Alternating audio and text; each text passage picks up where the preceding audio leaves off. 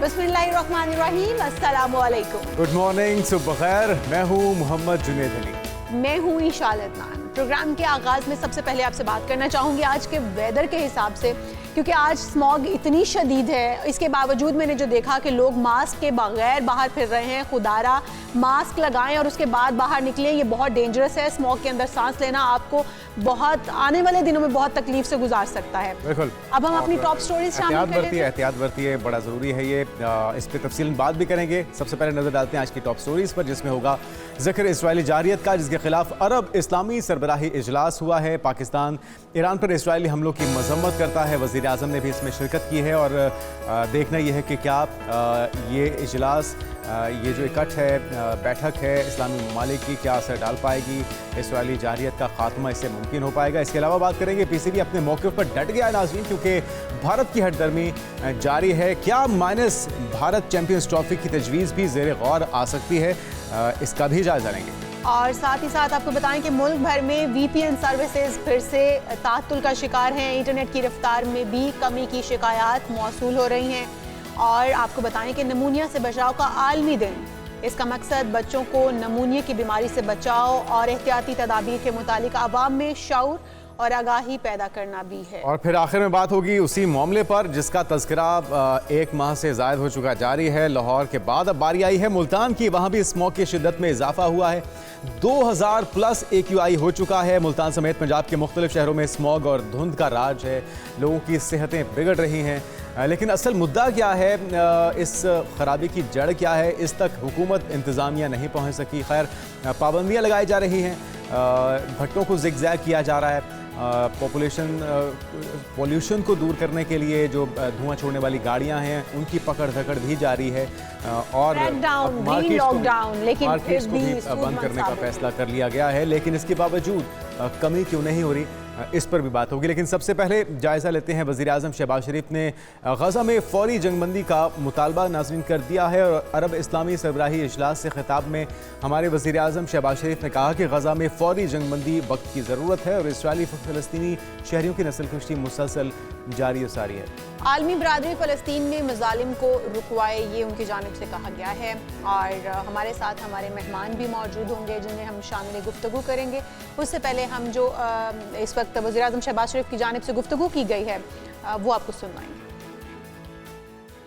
वज़ीर आज़म शहबाज शरीफ की गुफ्तगू आपने सुनी है। मुतालबा किया जा रहा है कि गज़ा में इस जारियत को फौरी तौर पर रोका जाए और यकीनी तौर पे ये इजलास बहुत अहमियत का हामिल है, क्योंकि अब मेरे ख्याल में गज़ा में तो हर चीज़ मलिया मेट हो चुकी है।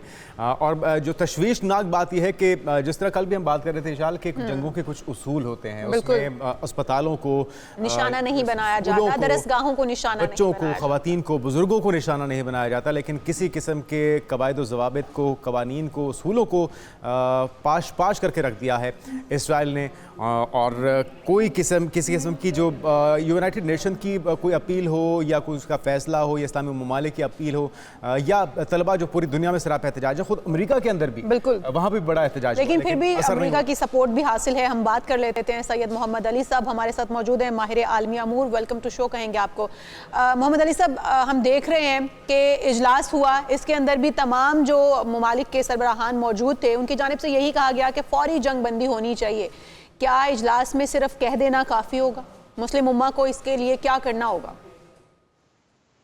बहुत शुक्रिया जी। देखिए, मैं समझता हूँ इस इजलास की दो एतबार से तो बहुत बड़ी अहमियत है, और वो ये है कि आप देखें अक़वाम मुत्तहिदा जिसके 193 मेंबरान हैं, उसके बाद दुनिया की जो सबसे बड़ी तंजीम है वो OIC है, और फिर अरब लीग भी इसमें शामिल है। तो ये एक बहुत बड़ा इजलास है, सिर्फ मुस्लिम दुनिया का नहीं, अरब ममालिक का भी, बल्कि आलमी सतह पे भी। और दूसरी बात यह है कि इसराइल की ये तवक्को और ख्वाहिश है कि वो अरब ममालिक के साथ बिलखुसूस और मुस्लिम ममालिक के साथ बिलउमूम नॉर्मलाइजेशन का प्रोसेस तय करे, अब्राहम अकॉर्ड पे अमल दरामद करे। तो यकीनी तौर पे जो मुस्लिम दुनिया और अरब ममालिक हैं उनकी तशवीश और तनकीद जो है वो इसराइल के लिए भी अहमियत की हामिल है। अगर वो ये चाहता है कि इस खित्ते में इसराइल को भी अमन सलामती हासिल हो सके। लेकिन जो चार बातें हमारे वजीर आजम ने की वो बहुत इंपॉर्टेंट हैं। सबसे पहले कि जंग बंदी फौरी होनी चाहिए। दूसरी बात ये कि तमाम फिलिस्तीनियों को जो ह्यूमैनिटेरियन रिलीफ है और उसकी मुकम्मल अनइंटरप्टेड एक्सेस और सप्लाई हासिल होनी चाहिए। तीसरी बात यह है कि जो इसराइली जारियत है उसकी तमाम लोगों ने बाशिगाफ मिलकर उस पर यानी कि तहफ़्फ़ुज़ का भी मोहम्मद अली साहब, अगर हम की। देखें तो तुर्क सदर तैयब उर्दवान की जानिब से भी मजम्मत की गई, उन्होंने भी कहा है जंग बंदी होनी चाहिए। सऊदी वली अहद शाह सलमान की जानिब से भी यही कहा गया है, लेकिन ये तो सिर्फ कहा जा रहा है, क्या ये मुमालिक अपना किरदार कोई अदा कर सकते हैं? देखिए, मैं आपको ये बता देता हूँ मुख्तसरन कि जो मुस्लिम दुनिया है मसले फ़लस्तीन के हवाले से उसके 3 ग्रुप्स हैं। पहला ग्रुप वो है जो कि तशवीश और तनकीद के बावजूद उनके इसराइल के साथ बाज़ाब्ता माशी, दिफाई, इंटेलिजेंस के, इकोनॉमिक और सफारती रवाबित मौजूद है। दूसरा ग्रुप उन ममालिक का है जो कि अब्राहम एकॉर्ड के तहत जंगबंदी के बाद मुस्तकबिल में इसराइल के साथ नॉर्मलाइजेशन करना चाहते हैं।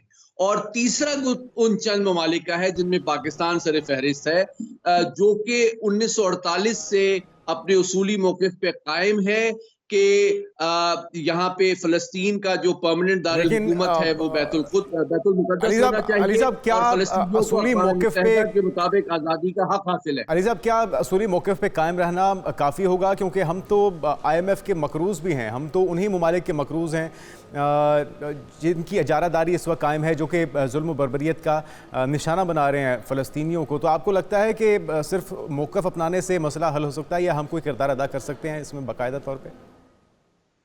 देखिए, जिस तरह मैंने कहा मुख्तसरन के 3 ग्रुप्स हैं मुसलमान ममालिक के अंदर, तो पाकिस्तान उन चंद ममालिक में शामिल है जिनका उसूली मौक़िफ़ में कोई यानी कि कमी या कमज़ोरी पिछले 76 साल में नहीं आई है। लेकिन वो ममालिक जो कि कंडेम तो कर रहे हैं इस इजलास में इसराइल को, लेकिन उनके साथ उनके दिफाई, माशी, तिजारती रवासिम भी हैं। सबसे ज्यादा जिम्मेदारी उन पे आयद होती है कि कम अज कम उनकी इखलाकी जिम्मेदारी ये है कि वो अपने माशी ताल्लुकात पे तो नजरसानी करे ताकि इसराइल के ऊपर एक माशी साहब, एक और पहलू ये भी है कि आपको क्या लगता है कि आने वाले दिनों में इन हमलों में को की कमी तो पहले भी नहीं है, क्या मजीद शिद्दत भी आ सकती है? क्योंकि डोनाल्ड ट्रंप ने जनवरी में अपने ओहदे का चार्ज संभालना है और वो ये वादा कर चुके हैं कि वो जंगबंदी के लिए अपना किरदार अदा करेंगे, और साथ उन्होंने ये भी इशारा दिया है कि जो कुछ करना है इसराइल को उससे पहले कर ले। तो क्या ये जो नस्ल खुशी है इसमें मजीद शिद्दत आ सकती है ताकि डोनाल्ड ट्रंप के आने के बाद अगर वो कोई दबाव डालते हैं तो कोई ऑप्शन ही ना हो उनके पास? बहुत अहम सवाल है। देखिए, 3 पहलू में क्विकली बता देता हूँ। पहली बात यह है कि डोनाल्ड ट्रंप यकीनी तौर पे उनकी जो सपोर्ट है इसराइल के लिए वो बाइडेन एडमिनिस्ट्रेशन से कहीं ज्यादा होगी सिफारती, माशी और दिफाई एतबार से। ये तवक्को इसराइल में भी की जा रही है और इस तशवीश का इजहार मुस्लिम दुनिया में मौजूद है। अलबत्ता जो खुशाइन बात है कि अब जिस तरह सऊदी अरब है, ईरान है, पाकिस्तान है, इनके दरमियान इंटेलिजेंस और दिफाई ताउन में इजाफा हो रहा है।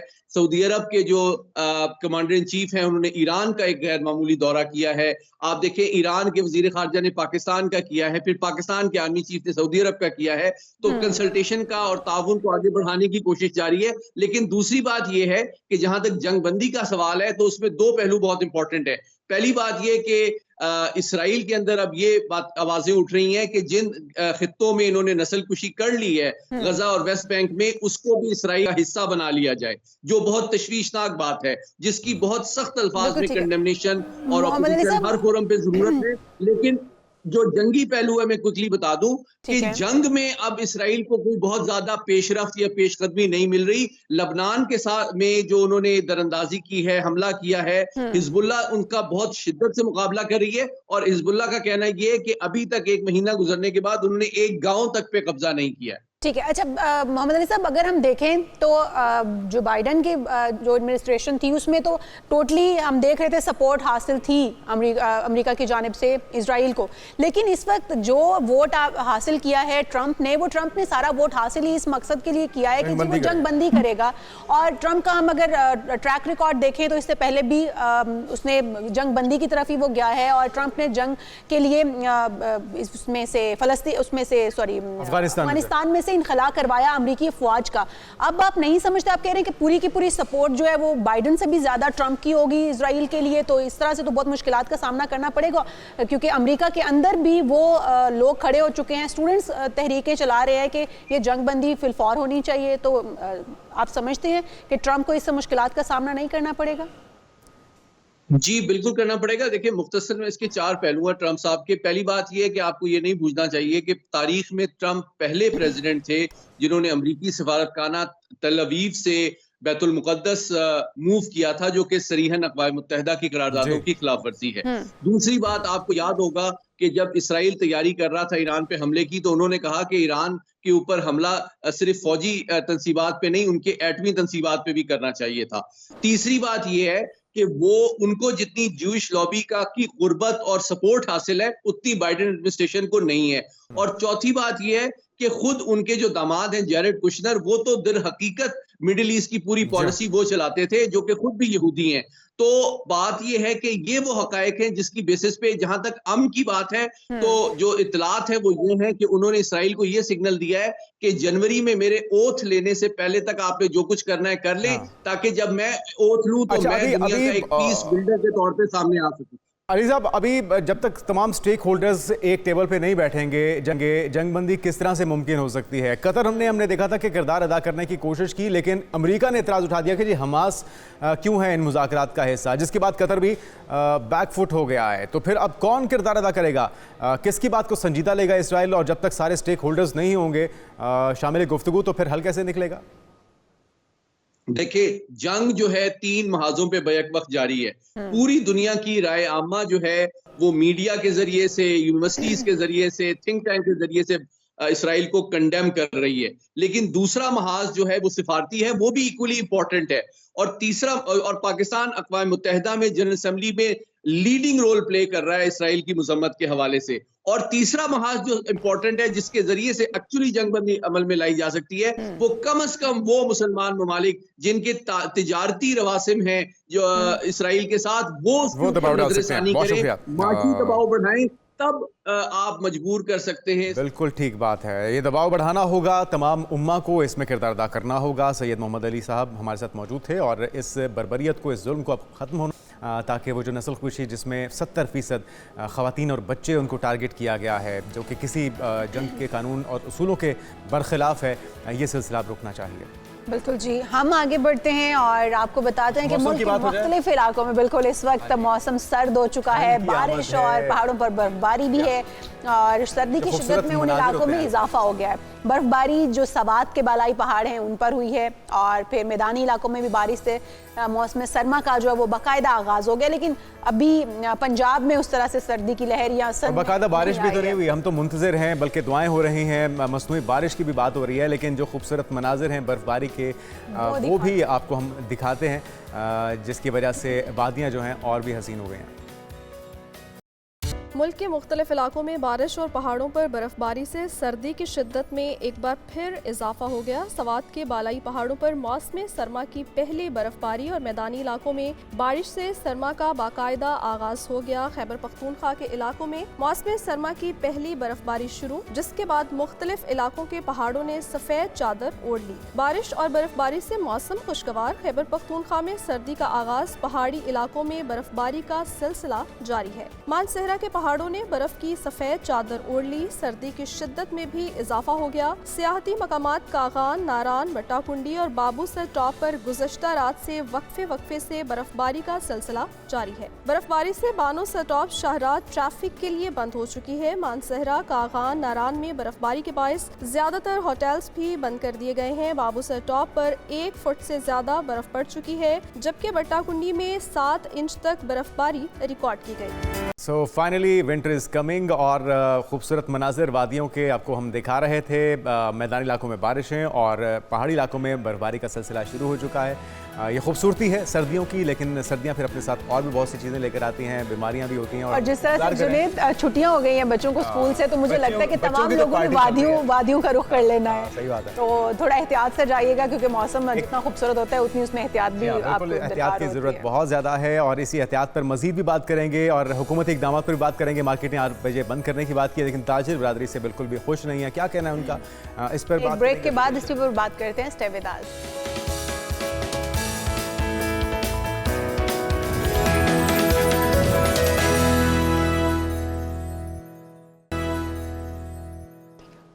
नाज़रीन वेलकम बैक। बात हो जाए स्मॉग में इजाफे की, और अब लाहौर के बाद मुल्तान की बारी भी आ चुकी है। मुल्तान में स्मॉग की शिद्दत में इजाफा हुआ है, जिसके बाद फ़िज़ाई आलूदगी ख़तरनाक हद तक पहुँच चुकी है। लाहौर और मुल्तान समेत पंजाब की वस्ती और जनूबी जो इलाके हैं वो इसकी लपेट में हैं, और इसी के बायस हुकूमत की तरफ से अब ये फैसला किया गया है स्कूलों को भी बंद किया जाए, मार्केटों को भी बंद किया जाए। लेकिन मार्केटों को बंद करने के फैसले से ताजिर बिरादरी खुश नहीं है। ज़की इजाज़ साहब ताजिर रहनुमा हमारे साथ मौजूद हैं। ज़की साहब, आपको वेलकम कहेंगे पाकिस्तान मॉर्निंग में। सबसे पहले तो ये बताइए, क्या आपको शामिल गुफ्तगू किया गया, कोई आपकी तजावीज़ भी मांगी गई कि हम मार्केटें इतने बजे बंद करने जा रहे हैं? आपकी राय क्या है?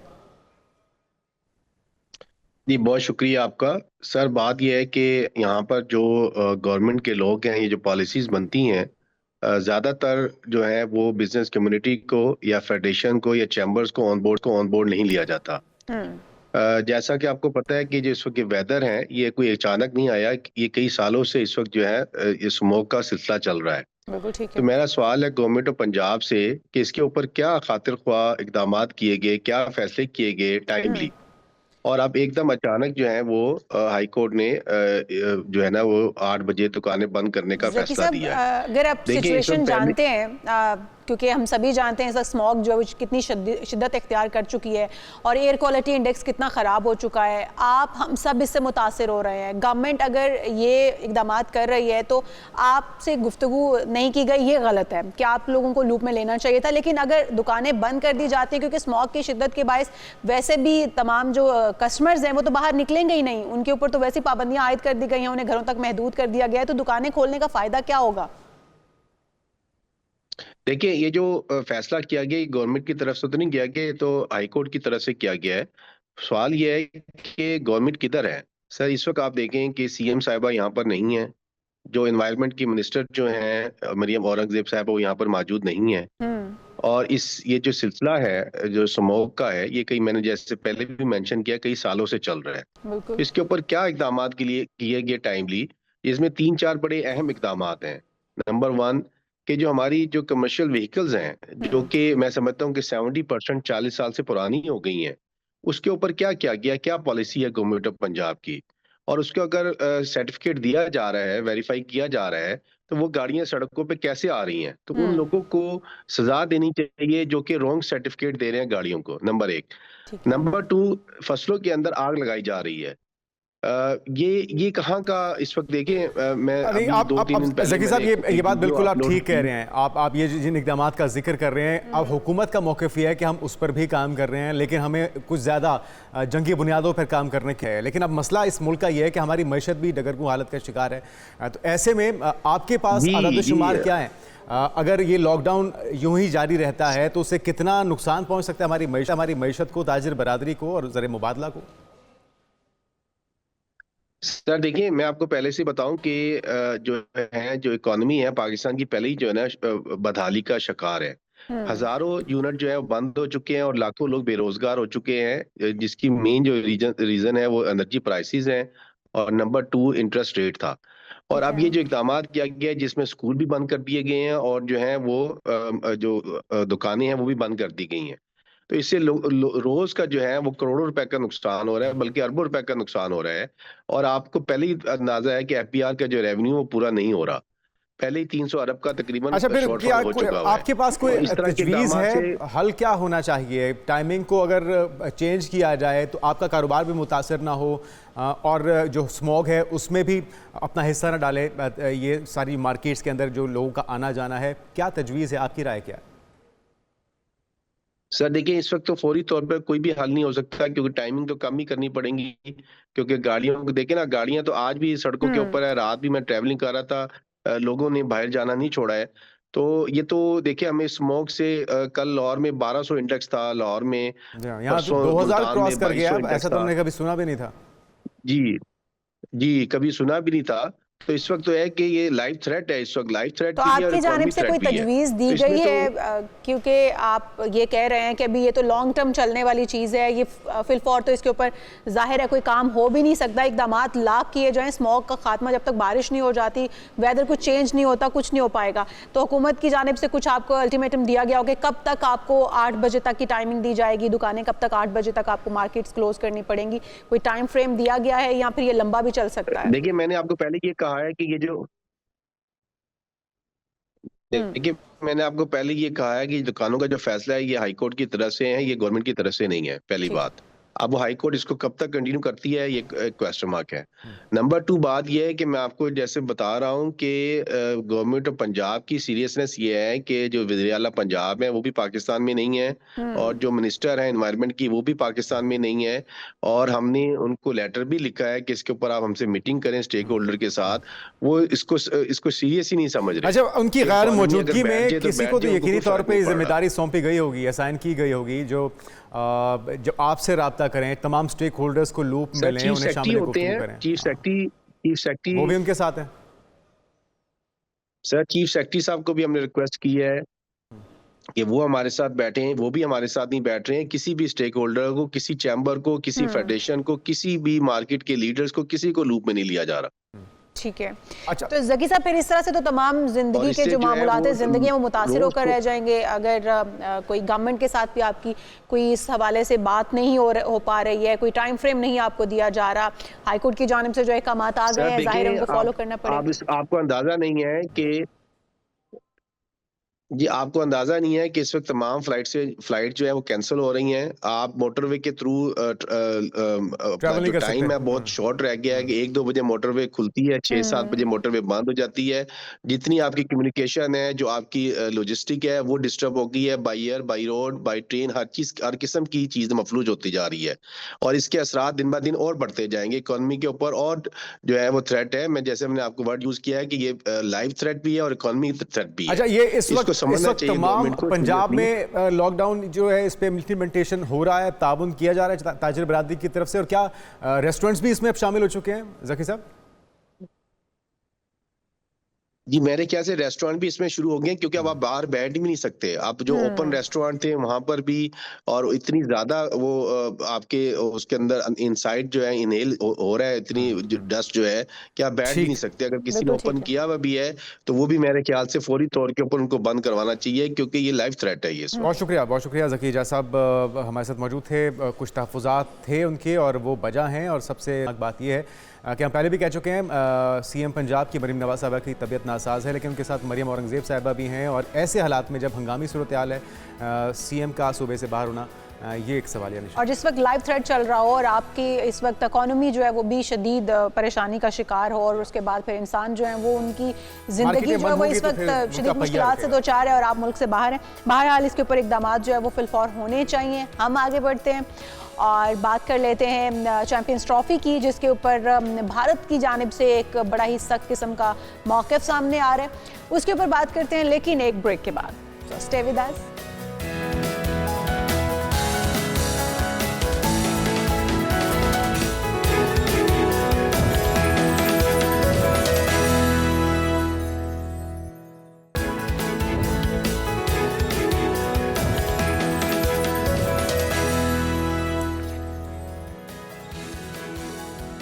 प्रोग्राम में एक बार फिर से आपको खुशामदीद कहेंगे। तो नाजरीन, पीसीबी अपने मौक़िफ़ पर डट गया है। माइनस भारत चैंपियंस ट्रॉफी की तजवीज़ भी ज़ेर गौर है। पाकिस्तान क्रिकेट बोर्ड ने आईसीसी चैंपियंस ट्रॉफी के लिए अपनी टीम ना भेजने के बीसीसीआई के फैसले पर सख्त मौक़िफ़ अपनाते हुए माइनस इंडिया फार्मूले पर गौर शुरू कर दिया। क्या ऐसा मुमकिन हो पाएगा और तारीख़ इस हवाले से क्या कहती है? सैयद याह्या हुसैनी साहब हमारे साथ मौजूद हैं, senior sports journalist. Welcome to show कहेंगे आपको। सैयद याह्या हुसैनी साहब, सबसे पहले तो यही सवाल है कि क्या ये मुमकिन हो पाएगा जिस तरह से माइनस इंडिया फार्मूले पर काम गवर्नमेंट कह रही है, और फिर आईसीसी भी इस हवाले से क्या मुत्तफिक हो पाएगा? क्या मुमकिन है ये? इंशाल्लाह आपको और जुनैद आपको अस्सलाम वालेकुम। और ये जो सवाल आपने किया है कि आईसीसी चैंपियंस ट्रॉफी 2025 जो कि अब 100 दिन से भी कम वक्त रह गया है, और भारत ने एक नया चुटकुला छोड़ दिया है और उन्होंने हमेशा की तरह हकदर्मी का मुजाहरा किया है। हमेशा की तरह उन्होंने जनाब वो किया जो वो करते आए हैं। और चैंपियंस ट्रॉफी में भारत की हुकूमत ने बीसीसीआई को आगाह कर दिया है कि उनकी टीम पाकिस्तान का सफर नहीं करेगी। देखिए, बात दरअसल ये है कि अगर आपको याद हो 2023 एशिया कप का टूर्नामेंट हुआ और पाकिस्तान को भारत की वजह से जो है वो टूर्नामेंट को हाइब्रिड मॉडल के तहत करना पड़ा और टूर्नामेंट श्रीलंका में भी कराया। उसके फौरन बाद आईसीसी वर्ल्ड कप होना था 50 ओवर का, लेकिन पाकिस्तान ने उस वक्त ये बात नहीं की कि हाइब्रिड के तहत ये वर्ल्ड कप होना चाहिए। और पाकिस्तान ने जो इंटरनेशनल क्रिकेट काउंसिल से मुआहिदा किया था पार्टिसिपेशन का, उन्होंने अपना 100% दिया भारत में जाकर खेले एक ऐसे वक्त पर जब भारत ने एशिया कप पाकिस्तान में आकर खेलने से इनकार कर दिया था। बिल्कुल ठीक। अब आपका जो सवाल है कि क्या पाकिस्तान भारत के बगैर आईसीसी चैंपियंस ट्रॉफी का इनेकाद कर सकता है, तो बहुत आसान है। बहुत आसान लफ्जों में मैं आपके सामने ये तजवीज रख सकता हूँ, ये बात रख सकता हूँ कि जब 2023 वर्ल्ड कप भारत में हो रहा था और कहा यह जा रहा था कि जी पाकिस्तान ने इंटरनेशनल क्रिकेट काउंसिल के साथ पार्टिसिपेशन मुआहिदे पर दस्तखत कर रखे हैं और अगर पाकिस्तान भारत खेलने के लिए नहीं जाता तो पाकिस्तान को उतने पैसे वर्ल्ड कप से नहीं मिलेंगे जितने पाकिस्तान क्रिकेट बोर्ड को खेलों की सालिसी अदालत में जाने पर जो है वो हट जाने की सूरत में अदा करना होगा। ठीक है। तो अब सेम ये फॉर्मूला भारत के ऊपर अप्लाई होता है। भारत अगर ये प्ली ले रहा है कि जी पाकिस्तान में सिक्योरिटी के हालात ठीक नहीं है, हम अपनी टीम को नहीं भेज सकते, तो अभी कुछ अरसे पहले उनके टॉप ऑफिशियल इस्लामाबाद आकर गए हैं, वो खुद बता दें भारत को जाकर के पाकिस्तान की सिक्योरिटी कैसी थी, पाकिस्तान की मेजबानी कैसी थी। और अब जबकि Australia, New Zealand, England, south Africa की टीमें पाकिस्तान का दौरा कर रही हैं और मुस्तकबिल में भी ये सिलसिला जारी है, तो भारत कैसे पीछे हट सकता है? भारत को कोई वाज़ेह जवाब देना होगा कि जनाब ये मसला है, इसकी अच्छा याया भाई, एक चीज ये भी है कि भारत ने अभी तक रिटर्न तो हमें इन्फॉर्म नहीं किया, आईसीसी के थ्रू ही बताया गया है, लेकिन आपको तवक्को क्या है कि जय शाह की सदारत में कोई न्यूट्रल या मुनसिफाना फैसला हो भी पाएगा? और अगर भारत की तरफ से कहा जाता है कि जी हमारी तो गवर्नमेंट ने हमें अलाउ नहीं किया और पाकिस्तान भी किसी न्यूट्रल वेन्यू पे जाने से इनकार कर देता है, तो ये किसके खिलाफ जाएगा? कौन जाना अदा करेगा? कौन जो लॉस होगा इस बड़े इवेंट के ना होने का, वो अपनी जेब से तो आईसीसी नहीं भरेगा? फिर क्या हमारे ऊपर जुर्माना डाला जाएगा कि हम न्यूट्रल वेन्यू पे नहीं जा रहे, या भारत पे डाला जाएगा कि वो पाकिस्तान आने से इनकारी है? देखिए जुनैद साहब, बात दरअसल ये है कि इंटरनेशनल क्रिकेट काउंसिल की जो हैसियत है इस वक्त किसी शादी हॉल के ज्यादा नहीं है। मैं आपको बता दूं, एक कठपुतली ऑर्गेनाइजेशन जो वाज़ेह तौर पर आपको दिखाई दे रही है। आप कोई वेन्यू का इंतखाब करते हैं, शादी हॉल का इंतखाब करते हैं, शादी करने के लिए जाते हैं, वहां पर आप उनको पैसे देते हैं, उसके बाद आप अपने गेस्ट को बुलाते हैं, जो भी तोहफे ताइफ आते हैं वो आप लेकर जाते हैं, और उसके बाद जो है अगर आप चाहें खाना कहीं बाहर से करवा लें, तो इंटरनेशनल क्रिकेट काउंसिल इस टूर्नामेंट का मेजबान है। और इंटरनेशनल क्रिकेट काउंसिल अगर ये बात करता है कि जी भारत के पास बहुत रेवेन्यू है, भारत एक जो है वो मजबूत क्रिकेट बोर्ड है, तो देखिए भारत की मजबूती पाकिस्तान के बगैर है नहीं। जो ये टीवी राइट्स के पैसे आते हैं अरबों डॉलर में, या फिर लोग मैच देखने के लिए आते हैं, वो सिर्फ भारत की टीम को देखने के लिए नहीं आते। अगर पाकिस्तान की टीम को यहाँ से माइनस कर दिया जाए, अच्छा भारत अकेले यह भाई, अगर हम देखें इससे पहले 1996 में ऑस्ट्रेलिया और वेस्ट इंडीज ने श्रीलंका में खेलने से इनकार किया था, उसके बाद न्यूजीलैंड ने कीनिया और इंग्लैंड ने जिम्बाब्वे में खेलने से भी इनकार किया था, तो उस वक्त आईसीसी ने जो ना खेलने वाली टीम है उसके पॉइंट्स भी जो उसके मुकाबले मद्दे मुकाबिल टीम थी उसके पलड़े में डाल दिए थे। तो क्या इस बार भी आईसीसी का कोई ऐसा चांस आप देखते हैं? आईसीसी की जानिब से कोई इतने सख्त फैसले थोड़ा सा फर्क मेरे ख्याल में ये भी है कि वो एक मैच था, ये पूरा इवेंट है, तो क्या ये प्रैक्टिकल होगा माइनस भारत? जुनैद, ईशान ने सवाल किया और आपने जवाब दे दिया मेरे कहने से पहले। बिल्कुल आपने वजह फरमाया, क्योंकि वो टूर्नामेंट जो पाकिस्तान, भारत और श्रीलंका में हो रहा था, जहां वेस्ट इंडीज और ऑस्ट्रेलिया ने कोलंबो का सफर नहीं किया, बाकी मैचेस वो खेले। और आपने जो 2003 वर्ल्ड कप की बात की, वो सिर्फ एक मुल्क में नहीं हो रहा था, जिम्बाब्वे, कीनिया और जनूबी अफ्रीका में हो रहा था। तो वो ऑप्शन मौजूद था कि वो अपने मैच छोड़ दें और उनके पॉइंट दूसरी टीमों को दे दिए जाएं। लेकिन भारत यहाँ पर कितने मैच खेलने से मना करेगा? यहाँ पर तो पूरा टूर्नामेंट ही पाकिस्तान में हो रहा है, तो फिर आप उनको पूरे टूर्नामेंट से ही अलग कर दें। तो अब ये बड़ी डिफिकल्ट सिचुएशन है, और जो सारा पैसा है वो पाकिस्तान और इंडिया के मैच से ही जनरेट होना है। और कहा यह जाता है कि आईसीसी जो है वो बीसीसीआई के अंडर काम करता है, ये एक डमी आईसीसीआई है जो काम कर रहा है, तो क्या ये दुरुस्त बात है? आईसीसीआई इस बार कुछ भी नहीं बोल पाएगा? अगर हम अपना सख्त मौक़िफ़ अपना भी लेते हैं तो क्या आईसीसीआई इसमें कोई अपना किरदार अदा करेगा? देखिए इरशाद, बात दरअसल ये कि मैं इससे पहले भी आपसे अर्ज कर चुका हूं कि इंटरनेशनल क्रिकेट काउंसिल की अपनी ना कोई हैसियत थी ना कोई है। ये तमाम क्रिकेट बोर्ड का मजमुआ है और क्रिकेट बोर्ड जो डिसाइड करते हैं वही होता है। ठीक है। अब तक जो इंटरनेशनल क्रिकेट काउंसिल में टॉप ऑफिशियल थे उनका ताल्लुक गैर ममालिक से था, एशिया से उनका ताल्लुक नहीं था, और वो भी इस चीज की शिद्दत और हिद्दत को महसूस कर रहे थे और वो करीब नहीं जा रहे थे चूल्हे के। उनको पता था कि हाथ डालेंगे तो हाथ जल जाएगा। लेकिन अब सिचुएशन है कि अगले महीने जय शाह, जो कि अमित शाह भारतीय जनता पार्टी नरेंद्र मोदी की हुकूमत में इंतहाई अहम ऑफिसर हैं, उनके साहबजादे हैं, वो बीसी साथ इंटरनेशनल क्रिकेट काउंसिल की मेजबानी जो है वो सदारत करने के लिए जा रहे हैं। बिल्कुल ठीक है। लेकिन अब मसला ये है कि सबसे इंपॉर्टेंट सवाल ये है कि भाई जब 2025 की चैंपियंस ट्रॉफी पाकिस्तान को अवार्ड की गई थी तो उसी वक्त भारत की सवाल कर लेता, उसी वक्त इंटरनेशनल क्रिकेट काउंसिल ये सवाल कर लेता, उसी वक्त इस ऑप्शन को लिया जाता कि जी अगर भारत पाकिस्तान नहीं जाएगा तो हमारे पास नेक्स्ट ऑप्शन क्या होगा। तो लेकिन याहिया भाई इस बार लगता अब ये है कि इस वक्त भारत के पास कोई देने के लिए जवाब मौजूद नहीं है, क्योंकि कल हमारी भारतीय सहाफ़ी चंद्रशेखर से भी बात हो रही तो उन्होंने कहा कि क्योंकि इलेक्शंस होने वाले हैं, उन्होंने वोट भी हासिल करने हैं, तो यही एक मुद्दा है जो पाकिस्तान का इमेज जो है वो ख़राब करके और यहाँ पर वोट हासिल किया जा सकता है पाकिस्तान और भारत की दुश्मनी जो है वो जाहिर करके। तो ये हो ही नहीं सकता कि भारत जो है वो पाकिस्तान। एक चीज़ में ये भी आई है भाई कि सिर्फ क्रिकेट ही क्यों, कराटे हो, बॉक्सिंग हो या कोई भी और खेल हो, उसके लिए तो उनके खिलाड़ी आ जाते हैं, हमारे खिलाड़ी तो खैर हमेशा ही चले जाते हैं, तो फिर क्रिकेट को ही क्यों इस्तेमाल किया जाता है सियासत के लिए?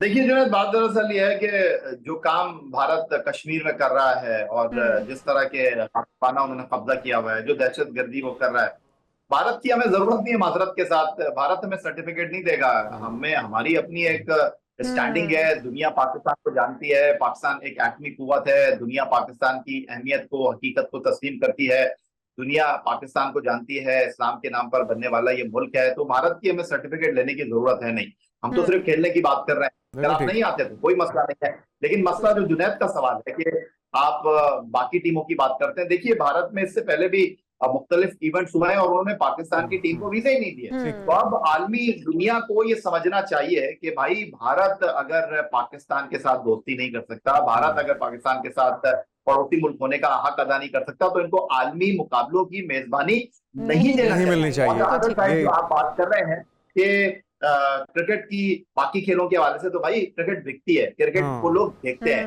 बाकी खेलों को आप नहीं कहते कि ये जी हॉकी स्पोर्ट्स डिप्लोमेसी है, स्नूकर डिप्लोमेसी है।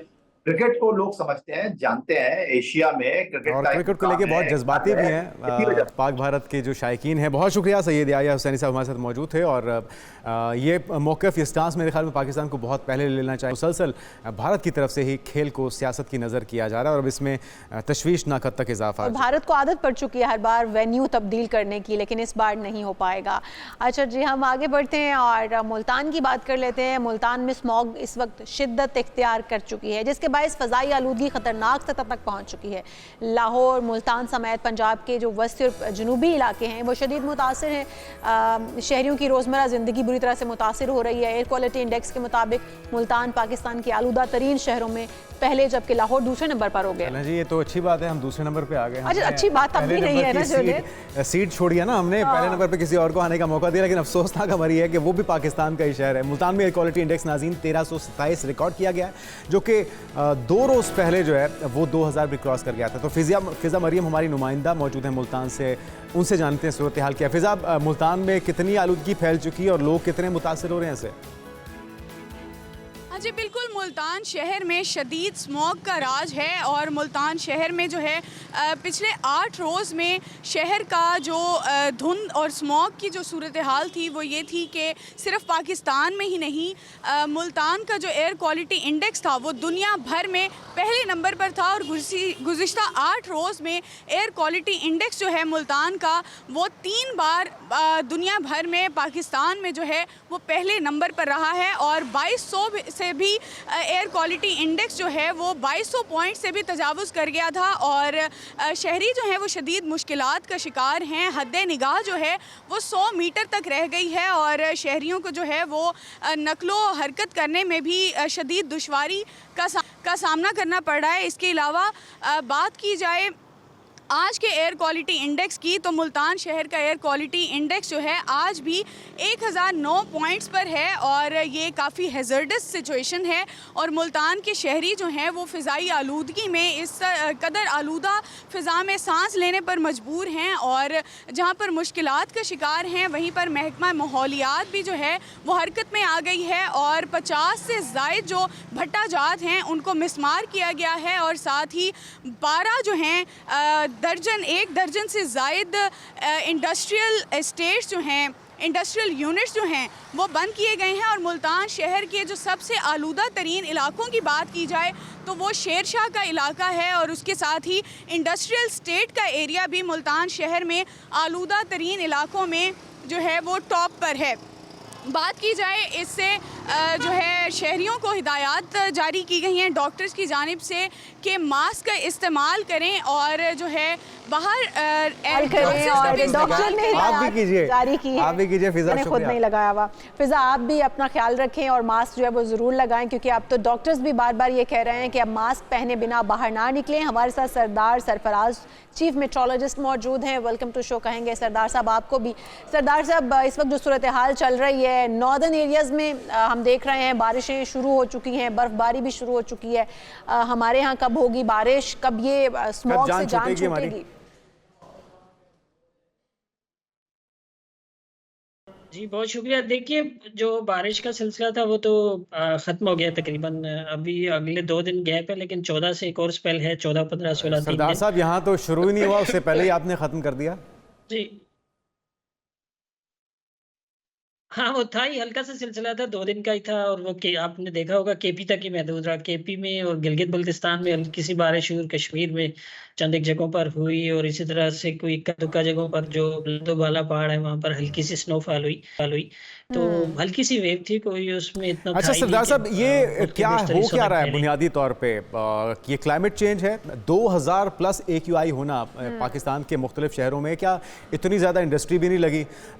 पॉपुलेशन में भी 1-2 सालों में इतना इजाफा नहीं हो सकता। फिर असल मुहर्रिकात क्या है? फसलों की बाकियात को तो पहले भी आग लगाई जाती थी, ये रेस्टोरेंट जो खुले हुए ये भी पहले थे, ट्रैफिक भी इसी तरह होती थी, लेकिन ये चंद 2-3 सालों में इतनी शिद्दत क्यों देखी जा रही है? देखिए 2-3 साल नहीं, ये तो मेरे ख्याल में पिछले 8-10 साल से कमोबेश इसी तरह से लेकिन इसमें इतनी तेजी से शिद्दत की वजह क्या है? मुकाबले में शिद्दत बढ़ती जाती है तो उसमें बुनियादी तौर पे यानी मैं तो उसकी आपको ना मौसमियाती या मेट्रोलॉजिकल एस्पेक्ट्स बता सकता हूँ कि ये सीज़न ये 2 महीने 3-2.5 महीने ऐसे होते हैं, अक्टूबर भी, नवंबर भी और फिर दिसंबर भी, कि जिन महीनों में बहुत कम बारिश होती है और एटमॉस्फेयर बिल्कुल स्टेबल होती है, यानी एयर सबसाइड कर रही होती है नीचे।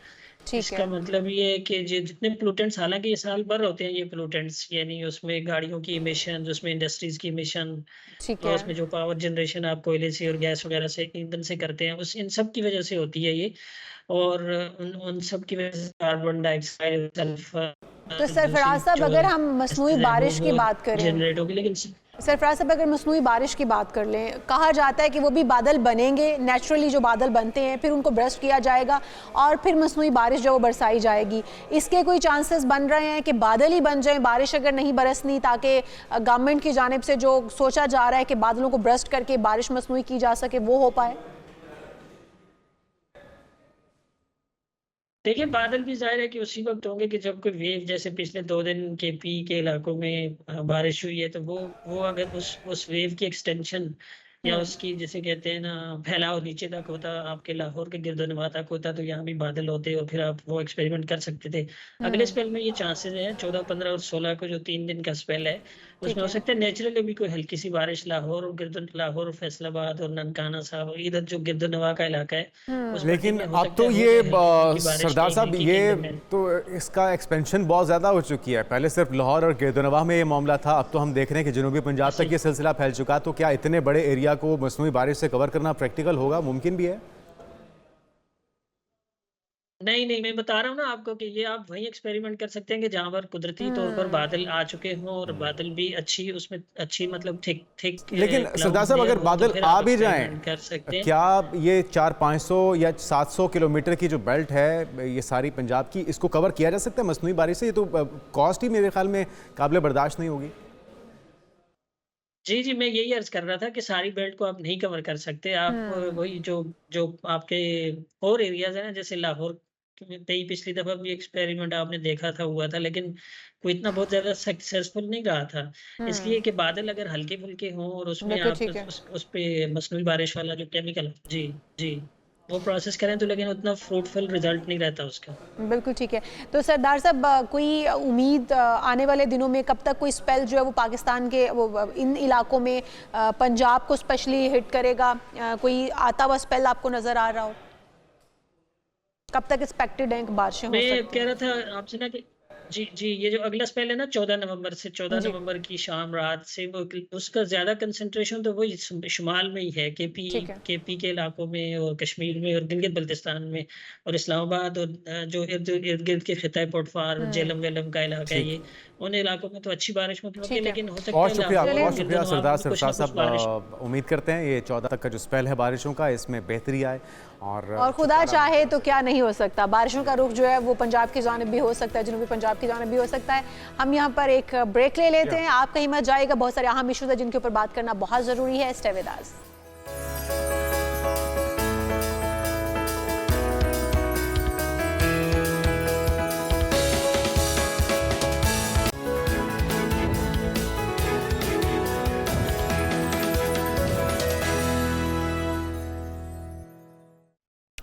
आज़िम वेलकम बैक, सुबह खैर। और टॉपिक की तरफ बढ़ते हैं, वो भी इसी से बिल्कुल, रिलेट इसी करता से रिलेटेड है। आज हर की नाज़रीन, तरह आज नमूनिया से आगाही का आलमी दिन मनाया जा रहा है। नमूनिया दरअसल फेफड़ों में होने वाले उस इन्फेक्शन को कहा जाता है जो निज़ाम तनफ़ुस के ज़रिए जिस्म के अंदर दाखिल होता है और मुख्तलिफ ऑर्गन्स को इन्फेक्ट करता है। और आमतौर पर जो महीने होते हैं वो अक्टूबर, नवंबर और दिसंबर होते हैं। इसी पर बात करने के लिए हमारे साथ मौजूद हैं डॉक्टर आसिफ हनीफ साहब, असिस्टेंट प्रोफेसर हैं पल्मोनोलॉजी, माहिर इमराज सीना और दमा। इनसे बात करते हैं। वेलकम टू शो डॉक्टर साहब। डॉक्टर साहब, सूरत हाल ये है कि इस वक्त फेफड़े जो है वो तो मुतासिर हो रहे हैं, आंखें मुतासिर हो रही हैं, चेस्ट इन्फेक्शन हो रहे हैं बच्चों को, बड़ों को, और जो ऑलरेडी दमे का मरीज़ है या सांस का उसे कोई मसला है वो तो वर्स्ट सिचुएशन इख्तियार कर जाएगा। उसके लिए तो बहुत मुश्किल है इस फ़ज़ा में सांस ले पाना। डेफिनेटली मैडम, देखें जो अगर आप फ़र्ज़ करें नमूनिया पे अगर आप काम कर रहे हैं और AQI इंडेक्स आज सुबह का 1000 से ऊपर, और जैसे जैसे वक्त गुजरता है ये मुख्तलिफ शहरों में अब ये फैलता चला जा रहा है। तो जब एक पेशेंट जो कि एस्थमा का, शुगर का, ब्लड प्रेशर का, गुर्दों का, दिल का या कोई कोमोर्बिड कंडीशंस, कुछ एडिक्ट्स और इम्यूनो कम्प्रोमाइज्ड, स्टीरॉइड्स बड़े फ्रीक्वेंटली पाकिस्तान में अनफॉर्चुनेटली यूज़ किए जाते हैं, वो उस पर है, या ट्रांसप्लांट का कोई पेशेंट है, तो वो तमाम लोग एट हाई रिस्क ग्रुप पे होते हैं in order to develop some pneumonia, some kind of pneumonia. और ख़ास तौर पे ये विंटर सीजन्स में वायरल फ्लूज जो हैं वो बहुत ज़्यादा इंक्रीज़ कर जाते हैं, जिसमें वायरल नमूनियाज डेवलप होना शुरू हो जाता है। और इसके अलावा बैक्टीरियल नमूनियाज, जो मुख्तलिफ किस्म के बैक्टीरियाज होते हैं उनको, एक तो ये कम्युनिटी सेटअप की हम बात कर रहे हैं ना, दूसरा जो एजिड और बच्चे उनमें बहुत शदीद नमूनियाज डेवलप होने के चांसेस मैक्सिमम होते हैं इस सीजन्स में। और उसमें चूँकि वैक्सीनेशन स्केड्यूल भी हमारा बहुत ज़्यादा टाइट नहीं है, अवेलेबिलिटी ऑफ द वैक्सीन्स फिर एक्सपेंसिव हैं, प्राइवेटली अगर आप लगवाएं तो वो भी डेफिशिएंट रह जाती हैं, जिसकी वजह से नमूनिया का इंसिडेंस जो है वो बढ़ता चला जा रहा है। और अगर आप एनालिसिस लें तो जो एक ग्लोबल अडल्ट नमूनिया जो है 23 आउट ऑफ 1000 पर ईयर नमूनिया जो है। वजूहात क्या होती हैं डॉक्टर साहब नमूनिया से अफेक्ट होने की? आपने बच्चों और बुजुर्गों का जिक्र किया है, लेकिन वो क्या मुहर्रकात होते हैं जिससे स्पेसिफिकली ये हिट होते हैं?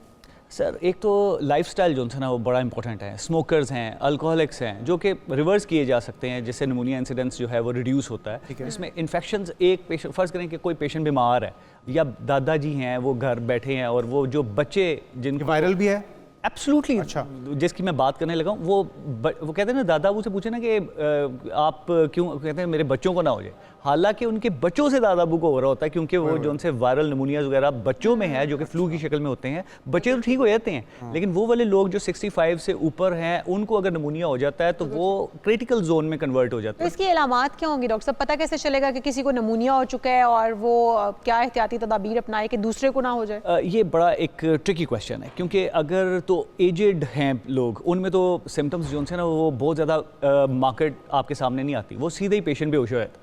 और जो यंग एज ग्रुप होता है उसमें खांसी, बलगम, रेशा, वायरल फ्लू में बहुत ज़्यादा बुखार का होना, चिल्स एंड राइगर्स, कप कपी के साथ बुखार, शदीद जिस्म में दर्द, और ऑक्सीजन लेवल्स जो है ना वो फिर अगर वर्स होता है तो ऑक्सीजन लेवल ड्रॉप करना शुरू कर देते हैं। बिल्कुल ठीक। तो अगर कोमोर्बिड कंडीशंस हैं जिनका मैं जिक्र कर रहा हूँ, जिनके लिए मैं आज यहाँ पर आपके शो में आया हूँ, वो वाले लोग जो हाई रिस्क ग्रुप्स हैं, जिन्होंने अल्लाह ना करे फोत हो जाना है अगर निमोनियाज उनको हो गया तो उनको टारगेट करना बड़ा ज़रूरी है, जिसमें एजेड लोग, अल्कोहलिक्स, इम्यूनो कम्प्रोमाइज, स्टीरॉइड्स, जो गुर्दे, जिगर, दिल के पेशेंट्स। डॉक्टर साहब, क्या उनको उसी तरह से क्वारंटीन कर दिया जाए जिस तरह से कोविड में किया गया था? क्या हल क्या है? घर पे उनका इलाज मुमकिन है या हॉस्पिटलाइज ही होना होगा इस तरह के मरीजों को जिनका आप जिक्र कर रहे हैं? सर, सिविरिटी पे डिपेंड करता है। अगर तो सिविरिटी जो है ना माइल्ड है, मॉडरेट एंड सिवियर है और फिर वेरी सिवियर भी है, तो जो पहली दो हैं वो तो आउट पेशेंट डिपार्टमेंट्स में हम ट्रीट कर लेते हैं, एंटीबायोटिक्स देते हैं, घर जाके वो खाते हैं और पेशेंट 5 से 7 दिनों में इंप्रूव कर जाता है। लेकिन अगर वो घर जाता है और इंप्रूव नहीं करता और थर्ड डे पे वर्स होना शुरू होता है, आए और हॉस्पिटल में दाखिल हो। लेकिन वो वाले पेशेंट जो सिवियर और वेरी सिवियर कैटेगरी के होते हैं उनको डेफिनेटली दाखिल करना है फॉर आईवी एंटीबायोटिक्स, आइसोलेशन। ये ऑक्सीमीटर ये जो आपने साथ रखा है डॉक्टर साहब, ये भी घर पे होना चाहिए ताकि ऑक्सीजन लेवल उनका चेक करते रहें कि ये क्या कंडीशन है, क्रिटिकल है या इस वक्त काबिल बर्दाश्त है या काबिल इलाज है। सर, ये बहुत इंपॉर्टेंट एक गैजेट है जिससे आपको एक क्रिटिकल स्टेट का जो है वो पता चल जाता है। जैसे कोविड में सीटी स्कैन, एक्सरेज वगैरह ये सारी दस्तरस में नहीं थे लोगों के, तो हमने ये ऑक्सीजन ऑक्सीमीटर जो है उसको देखकर सैचुरेशन, जो ऑक्सीजन लेवल्स होते हैं उनको अंदाजा लगा के हमने पेशेंट्स को ट्रीट किया, क्योंकि सबकी दस्तरस में तो नहीं। कितनी नॉर्मल है, कितनी के बाद तशवीशनाक सूरत हाल और आपको फौरन डॉक्टर से रुजू करना चाहिए? लेकिन सर, अगर तो 4% ड्रॉप कर जाए ना oxygen from a normal level 96 से नीचे आ जाए 4%, तो इसका मतलब है कि पेशेंट वर्स होता चला जा रहा है। तो ग्राफ जो होता है ना, एक ऑक्सी हीमोग्लोबिन डिसोसिएशन कर्व होता है जिसमें 90% तक आपकी आखिरी बर्दाश्त है। अगर 90 से अगर पेशेंट ऑक्सीजन लेवल्स ड्रॉप करता है ना, वो डायरेक्ट 70 पे जाता है फिर। इसलिए ऑक्सीजन लेवल्स जो हैं वो 92 to 94 हमारा टारगेट होता है किसी भी नमूनिया पेशेंट में कि उनका होना चाहिए, ताकि एक ऑक्सीजनेशन ऑफ द लंग्स जो है ना, जो कि लंग्स प्रोवाइड भी करता है और उसको भी चाहिए, तो वो 92 to 94% हर नमूनिया पेशेंट में होनी चाहिए। ये ट्रिगर होता है ज़्यादातर कहते हैं अक्टूबर, नवंबर और दिसंबर के महीनों में। नमूनिया क्या सर्दी की वजह से होता है? क्योंकि ये सर्दी के महीनों में ज़्यादा कहा जाता है कि इन्हीं महीनों में ये वायरल होता है और फैलता है। देखिए, ये एक एस्पेक्ट ऑफ द नमूनिया है। वैसे तो नमूनिया थ्रू आउट द ईयर चल रहा होता है, लेकिन जो वायरल नमूनियाज जो हैं ये विंटर सीजन्स का ज़्यादा कॉमन है। तो जो सितंबर, अक्टूबर, नवंबर और दिसंबर में वायरल नमूनियाज और वायरल फ्लूज जो है वो एट अ नाइडर बहुत ज़्यादा इंक्रीज़ कर जाते हैं। तो उस नमूनिया को एक तो वायरल फ्लू होता है ना, उसके बाद ये वायरल नमूनियाज में कन्वर्ट होता है और फिर viral नमूनिया sometimes secondary bacterial infections होती हैं, वो वर्स नमूनिया में कन्वर्ट होता है। तो हाई रेट्स ऑफ डेथ्स होते हैं। नमूनिया से बचने के लिए आप बड़ों को, बुजुर्गों को वैक्सीन लगवा दें या फिर आप बच्चों को लगवा दें ताकि वो सेफ रहें, आप रिलैक्स रहें कि यार नमूनिया से सारा कुछ ना वैक्सीन से नहीं कंट्रोल किया जा सकता। कुछ हमने अपनी आदत को बदलना है। पोल्यूशन है, एयर स्मोक है, स्मोकिंग है, जैसे मैंने एक जिक्र किया। एक और चीज़ भी है डॉक्टर साहब कि खुद सेल्फ मेडिकेशन भी बहुत से लोग करते हैं। किसी का गला खराब हुआ, उसने बगैर डॉक्टर से पूछे एंटीबायोटिक इस्तेमाल कर ली या कुछ ऐसी मेडिसिन ले ली कि आपकी कंजेशन हो गई, आपकी वो जो रेशा था वो जम गया और फिर वो बिगड़ के पॉसिबल है कि और ये तो आपने बड़ी ज़बरदस्त तैयारी की हुई है, क्योंकि जो ये medication self use of the medication, फिर मेडिकल स्टोर्स पे जाके मेडिकेशन ले लेना, वो रेजिस्टेंस डेवलप कर देता है। कोई भी आप मेडिकेशन लेते रहेंगे ना तो वो एक रेजिस्टेंस डेवलप होती है। जो ड्रग ऑफ चॉइस है ना उसकी रेजिस्टेंस हो जाएगी, और जब ड्रग ऑफ चॉइस की रेजिस्टेंस हो जाएगी तो डेथ रेट्स बढ़ जाएंगे आप। तो एक होती है एक टर्म सेप्सिस 6, वो हमने 6 घंटे के अंदर पेशेंट को हर सूरत इन्फेक्शन का कवर कंप्लीट दे देना होता है। अगर 6 घंटे के अंदर आप नहीं देते हैं तो डेथ रेट्स आपका बढ़ जाता है 8% हर घंटे के बाद 8%, और अगर 24 घंटे के बाद पेशेंट आता है तो उसका तो डेथ रेट जो है वो 64% पे पहुंच जाएगा। तो इसलिए early treatment and early introduction of the antibiotics is a must in pneumonias. एक चीज सॉरी मैं एक ऐड करना चाहता हूँ कि मैसेज रह ना जाए, क्योंकि x-ray is very very important. अगर आप सोचते हैं chest x-ray is a must for a patient with pneumonia, क्योंकि अगर आपने एक्सरे के बगैर नमूनिया करना ट्रीट शुरू कर दिया है तो most likely you end up with a wrong diagnosis and you will waste time for about 6 hours and you will be having high mortality. तो एक्सरे बहुत जरूरी है। अच्छा डॉक्टर साहब, हम लोग फ्लू हो जाता है, नॉर्मली जब फ्लू होता है तो हम उसकी मेडिसिन ले लेते हैं, फ्लू को रोकना क्या ठीक रहता है? मेडिसिन उसकी ले लेनी चाहिए, फ्लू को रोक लेना चाहिए? क्योंकि कहा यह जाता है कि नहीं, फ्लू अगर आपको हो गया तो रनिंग नोज है, आप मेडिसिन फिर भी ना लें। नहीं मैडम, ये तो डेफिनेटली अगर कोई एक डॉक्टर के पास आता है फ्लू की कंप्लेंट्स के साथ, तो हम एंटी एलर्जीज देते हैं और देखते हैं कि उसका फ्लू ज़ाहिर सिम्टोमेटिक केयर आपने देनी होती है, लेकिन जो डेवलप कंट्रीज़ हैं वहाँ पे आप anti viral medicine are available, तो ओसल टैमेवर के नाम से आता है, 75 मिलीग्राम वंस अ डे देते हैं आप, जिससे बहुत अच्छा कंट्रोल आ जाता है। और क्यों हमने उस एग्नी और पेन एक्स में रहना है जो कि फ्लू की वजह से होता है, उसको कंट्रोल किया जा सकता है। तो नमूनिया why के not? ऊपर स्मॉग भी असरअंदाज हो रही है, जो नमूनिया पेशेंट है, क्योंकि ये महीना जो है ऐसे हैं कि जिनमें नमूनिया हो जाता है, फिर ऊपर से हमारे इस वक्त मुल्क में स्मॉग का मसला बहुत ज़्यादा हमें दरपेश है। तो क्या स्मॉग भी एक एलिमेंट हो सकता है कि नमूनिया की वजह बन जाए आपको, क्योंकि ये भी फेफड़ों और सांस को, नाक को, गले को इफेक्ट करता है? क्या ऐसा हो सकता है? मैडम, अगर तो आप सिर्फ नमूनिया को अलहदा कर देना, स्मोक ही काफ़ी है पेशेंट को बीमार करने के लिए, बीमार मारने करने के के लिए और आईसीयू तक पहुंचाने के लिए। अब तो अगर नमूनिया स्मोक में हो गया है तो वो तो फिर इस पेशेंट तरह से एनवायरनमेंट को क्लीन रखें, ह्यूमिडिफायर रूम्स के अंदर लगा के रखें, निबलाइज कराएं बच्चों को, वो क्या क्या अवामिल हो सकते हैं जिससे हम अपने एनवायरनमेंट को बेहतर कर सकते हैं, इससे बच सकते हैं, नमूनिया हो या कोई भी और मर्ज जो दमा है?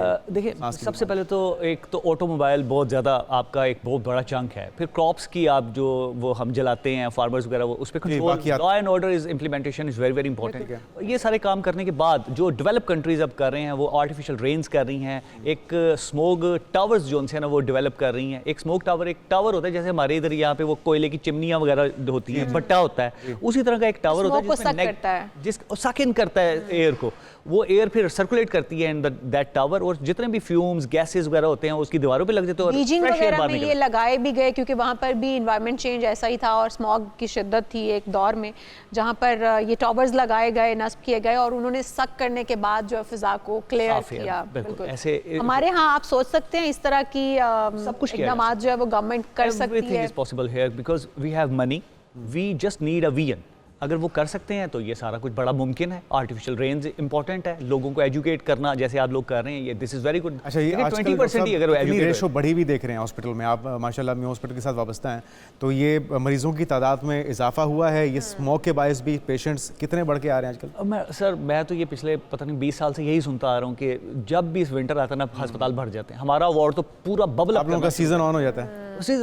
सीजन ऑन हो जाता है, जैसे स्मोक, कोविड, ये तो पल्मोनोलॉजिस्ट तो पहले किसी को पता ही नहीं था, पल्मोनोलॉजिस्ट कहते हैं। कोविड में ही पता चला, हर बंदे को पल्मोनोलॉजिस्ट का तो माशाल्लाह डिमांड ही बहुत थी और ढूंढने को नहीं मिलते थे पल्मोनोलॉजिस्ट तो। हाँ, वो जाहिर है पल्मोनोलॉजिस्ट आपको पता है कि कुछ फौत भी हो गए जिनको मैं सलूट करता हूँ, वो शहीद हैं, उन्होंने अपनी जान भी दे दी लेकिन उन्होंने पीछे नहीं हटे वो, और उन्होंने पूरा काम किया जितना भी कर सके। हमारी अम्मी ने मेरी अम्मी ने मुझे कहा कि अल्लाह रसूल के वाले बेटा जो कर सकते हो करो, तो हम सर चले गए। अल्लाह ने काबिल तहसीन आप लोगों के एफर्ट्स, सर ये तो काबिल तहसीन काम थे जो उस वक्त किए गए और उस वक्त ज़रूरत भी थी मुल्क को।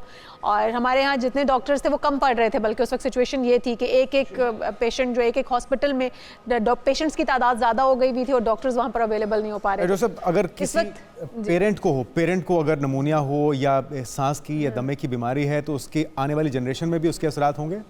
सर ये एक्वायर्ड इलनेस है, तो अगर नमूनिया अगर किसी पेरेंट्स वगैरह को है तो वो ये नहीं होगा कि वो अपने बच्चों को जो है ना वो इस तरह ट्रांसफ़र कर देगा वर्टिकली, जैसे कि अगली जनरेशन में भी आना शुरू, ऐसे नहीं है।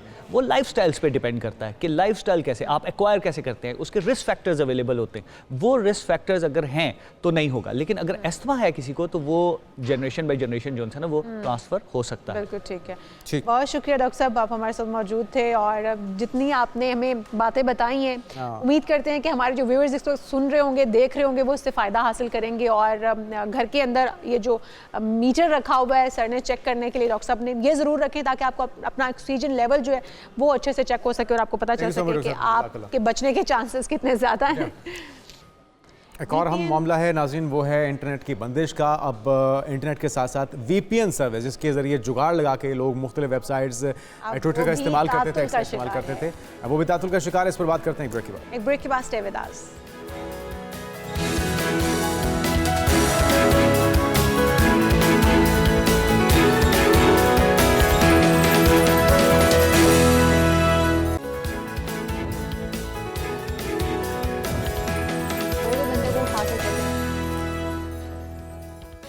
जी वेलकम बैक। और बात हो जाए इंटरनेट की बंदिश की, जिसकी वजह से इंटरनेट सार्फिन ही नहीं जो हमारे फ्रीलांसर्स हैं वो भी मुतासर हो रहे हैं। और अब नई खबर भी आ गई है, वीपीएन को भी बंद किया जा रहा है। इंटरनेट की रफ्तार इसकी वजह से इंतहाई कम हो चुकी है। पाकिस्तान में मुतादिद इंटरनेट सार्फिन की जानिब से इंटरनेट सर्विस में दुश्वारी के साथ वर्चुअल प्राइवेट नेटवर्क तक महदूद रसाई की शिकायत सामने आ रही है। तो ये मामला है क्या, कितना से ये सेक्टर मुतासर हो रहा है? उस्मान चुगताई साहब ई कॉमर्स स्पेशलिस्ट हैं, आपको वेलकम कहेंगे उस्मान भाई पाकिस्तान मॉर्निंग में। और हम ख्वाहिश तो हमारी ये थी कि आप हमारे बच्चों को, नौजवान नस्ल को ये बताएं कि ई कॉमर्स के फ़वाइद क्या हैं, किस तरह से उसे ग्रो किया जा सकता है, मुल्क की इकॉनमी में हिस्सा डाला जा सकता है। यहाँ तो मसाइल ही हो रहे हैं, यहाँ तो इंटरनेट बंद हो रहा है, वीपीएन को भी अब बंद कर दिया गया।